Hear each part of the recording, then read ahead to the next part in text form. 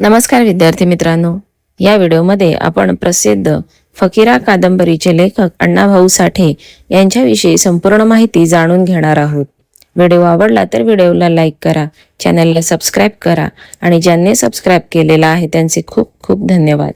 लोकशाही अण्णाभाऊ साठे हे मराठी साहित्यातील महान साहित्यिक, समाजसुधारक, लोकशाहीर आणि जनकवी होते. त्यांचे पूर्ण नाव तुकाराम भाऊराव साठे असे होते.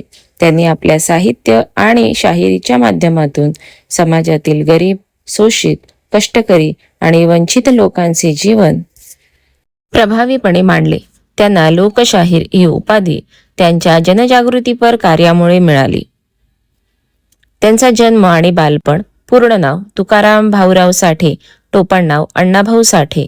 जन्म 1 ऑगस्ट 1920. जन्मस्थळ वाटेगाव. आई वालुबाई. वडील भाऊराव साठे. अण्णाभाऊंचे बालपण अत्यंत गरिबीत गेले. आर्थिक परिस्थितीमुळे त्यांना औपचारिक शिक्षण घेता आले नाही.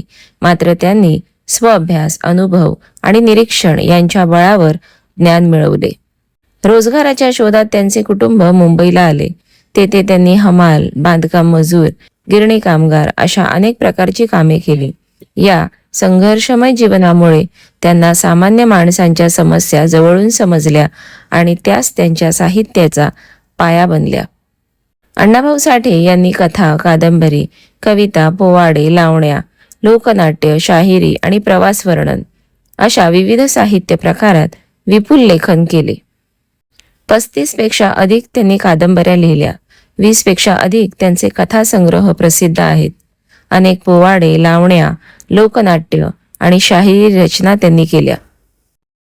फकीरा ही सर्वाधिक प्रसिद्ध कादंबरी. वैजयंता, चिखलातील कमळ, माकडीचा माळ, वारणेचा वाघ, अलगूज, माझी मुंबई आणि कृष्णाकाठच्या कथा हे त्यांचे साहित्य प्रसिद्ध आहे. अण्णाभाऊ साठे हे उत्कृष्ट शाहीर होते. त्यांनी पोवाडे, लावण्या आणि लोकनाट्यांच्या माध्यमातून समाजातील अन्याय, अंधश्रद्धा, जातीय भेदभाव, गरिबी आणि शोषणाविरुद्ध जनजागृती केली. त्यांच्या शाहिरीत स्वातंत्र्य, समानता, बंधुता आणि सामाजिक न्यायाचा संदेश होता. त्यांचे समाजकार्य, गरीब, कामगार आणि शेतकरी यांच्या हक्कांसाठी त्यांनी कार्य केले. सामाजिक समतेचा प्रचार केला. दलित आणि वंचित समाजाला आत्मविश्वास दिला. साहित्याच्या माध्यमातून समाज परिवर्तनाची चळवळ त्यांनी उभी केली. त्यांनी तत्कालीन सोव्हिएत संघ म्हणजे रशियाला भेट दिली.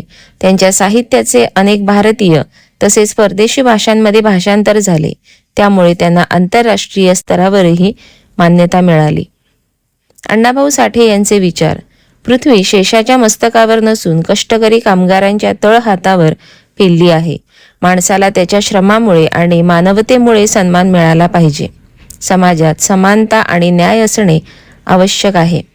फकीरा कादंबरीस महाराष्ट्र शासनाचा पुरस्कार मिळालेला आहे. महाराष्ट्र शासनातर्फे विविध स्मारके आणि जयंती उत्सव साजरे केले जातात. तसेच अनेक शैक्षणिक संस्था, चौक आणि सांस्कृतिक केंद्रांना त्यांचे नाव देण्यात आले आहे. त्यांचे निधन मुंबईला 18 जुलै 1969 रोजी झाले.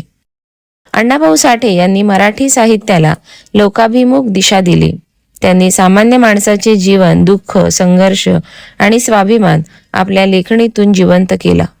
त्यांच्या साहित्यामुळे सामाजिक समतेची जाणीव निर्माण झाली.